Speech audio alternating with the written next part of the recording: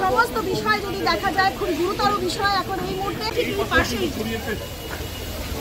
এখানে সবজি বাজার সহ আরো বেশ কিছু দোকান ছিল এবং একটি দোকান থেকে আরেকটি দোকানে আগুন কিন্তু পৌঁছে গিয়েছে। প্রথমে একটি দোকান ছিল, এখন কিন্তু তার পাশের দোকানেও আগুন পৌঁছে গিয়েছে। বাংলা বাজারে এই আগুন ঘটনাস্থলে ফকিরাপুর থানার আইসি থেকে শুরু